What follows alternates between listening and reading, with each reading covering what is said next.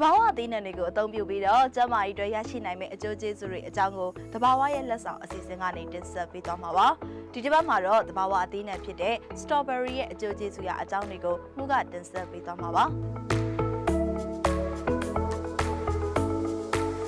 strawberry သီးကကမ္ဘာပေါ်မှာလူကြိုက်များတဲ့အသီးတွေကအသီးတစ်မျိုးပါပဲဒါပေမဲ့သူ့ရဲ့ကျန်းမာရေးအတွက်ကောင်းစေတဲ့အဓိကစွမ်းရည်တွေအာဟာရဓာတ်တွေကဘာလဲဆိုတာကိုဖော်ပြပေးကြပါတယ်